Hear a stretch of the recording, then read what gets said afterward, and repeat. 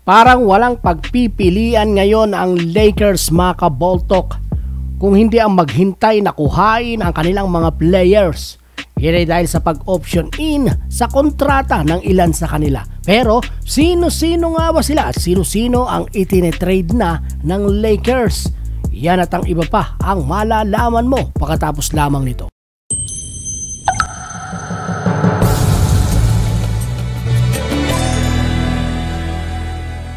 Mga kaboltok, Team B sa Los Angeles Lakers. Yan pala ang isa sa mga dahilan kung bakit umalis na sa LA Clippers ang 9 times NBA All-Star na si Paul George o PG-13 kung tawagin. Hindi daw katulad sa Lakers ang Clippers at walang welcome na naganap para sa kanya sa Clippers. Palagi na lamang daw siyang sinasabihan na lumipat na lamang sa Lakers. Kaya naman nang matapos ang kontrata niya doon at walang magandang offer naman ng Lakers, ay nasa Philadelphia 76ers na ngayon si Paul George at doon na maglalaro. Kaya ang pagpunta sa Lakers ay malabo na at mananatiling panaginip na lang. I think initially, you know what I mean, coming back to LA, that was home when I first came back to LA, but it's not the same love. Because when I was in LA, they like, man, you should have been a Laker. That's all I was hearing. It wasn't no like, oh, welcome to the Clippers. Yo, we happy you in LA, but you should have been a Laker. You was on the second team. I'm on the B team. That's how the vibe and the love felt, you know. Samantala mga kaboltok, kilala nyo na ba kung sino-sino sa mga player ng Lakers ang inilalako na? Yes mga kaboltok, may mga players na kasi sa Lakers na halos ipinamimigay na para lamang makamove on sila bago pa matapos ang trade deadline. Yan nga po ang pinapangalanan na at papangalanan natin.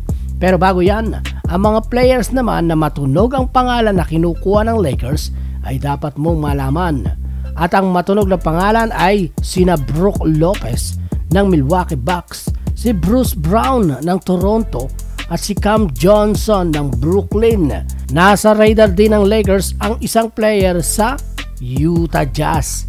Baka kilala nyo yan mga kaboltok. Sila ang mga nasa radar ngayon ng Lakers, kaya huwag na kayong magtaka, baka isang araw ay nasa Lakers na ang isa sa kanila. Samantala mga kaboltok, ayon sa report, pinangalanan na ang mga players ng Lakers na halos ipinamimigay na. Nangunguna si D'Lo o D'Angelo Russell. Nandyan na rin si Jared Vanderbilt, si Gabe Vincent at ang Japanese star na si Rui Hachimura. Matibay naman ang pangalan ni Austin Reeves, kaya malamang na maganda ang plano ng Lakers sa kanya.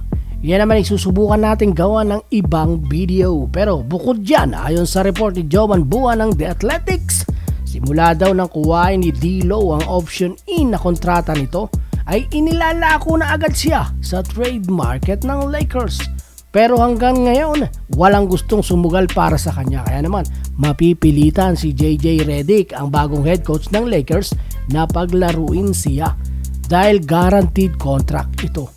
Ngayon mga kaboltok, ang tanong, kung hindi mababago ang lineup ng Lakers kasama ang dalawang rookie, makakapasok pa kaya sa playoffs ang Lakers kahit pa may bago na silang head coach?